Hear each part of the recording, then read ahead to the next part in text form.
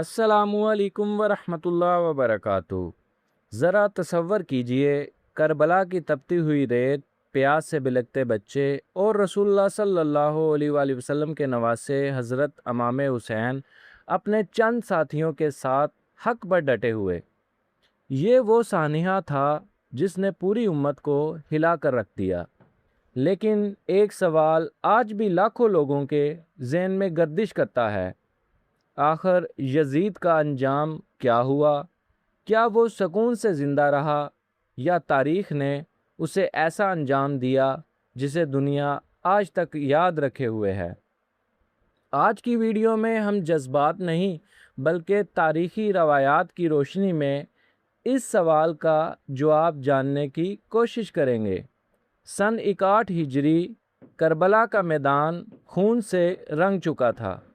حضرت امام حسین علیہ السلام اور ان کے جانثار شہید ہو چکے تھے۔ اہل بیت کو قیدی بنا کر کوفہ اور پھر شام لے جایا گیا۔ جب اس واقعے کی خبر مختلف اسلامی علاقوں تک پہنچی تو مسلمانوں کے دل غم سے بہت بھر گئے۔ ہر طرف افسوس، غم اور بے چینی پھیل گئی تھی۔ تاریخ بتاتی ہے کہ واقعہ کربلا کے بعد یزید کی حکومت پہلے جیسی مضبوط نہ رہی۔ بہت سے لوگوں نے اس کی مخالفت شروع کر دی۔ مدینہ منورہ میں شدید ناراضگی پیدا ہو گئی۔ پھر وہ وقت آیا جب مدینہ میں بغاوت ہوئی۔ اس کے بعد مکہ مکرمہ میں بھی حالات خراب ہونے لگے۔ یزید کو اپنی حکومت بچانے کے لیے مسلسل فوجیں بھیجنی پڑیں۔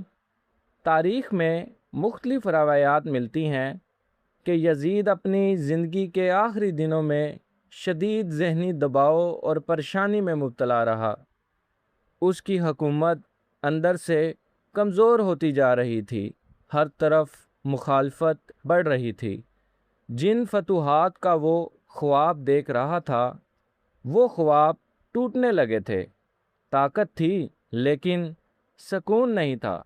صرف 3 سال کے قریب حکومت کرنے کے بعد سن 64 ہجری میں یزید کی موت واقع ہو گئی۔ اس کی عمر بھی زیادہ نہیں تھی۔ تاریخ میں اس کی موت کی مخالف وجوہات بیان کی گئی ہیں۔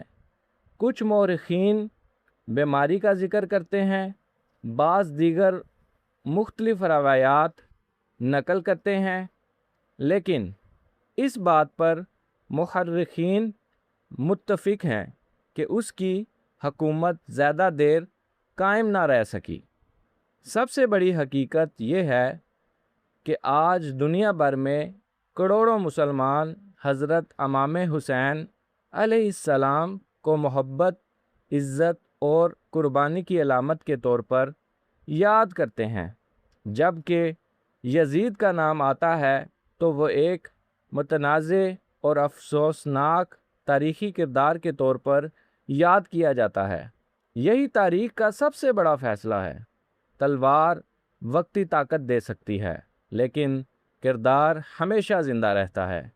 واقعہ کربلا صرف ایک جنگ نہیں تھی، یہ حق اور باطل کے درمیان ایک ایسا امتحان تھا جس نے انسانیت کو ہمیشہ کے لیے ایک سبق دیا۔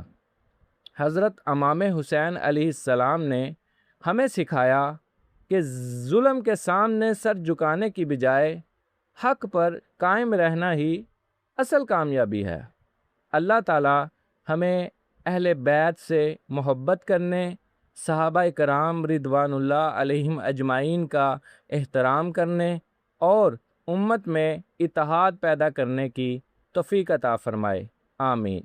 اگر آپ کو یہ ویڈیو معلوماتی لگی ہو تو اسے ضرور شیئر کریں، چینل کو سبسکرائب کریں اور کمنٹس میں اپنی رائے ضرور لکھیں۔ السلام علیکم ورحمۃ اللہ وبرکاتہ۔ اپنا خیال رکھیں، جزاک اللہ۔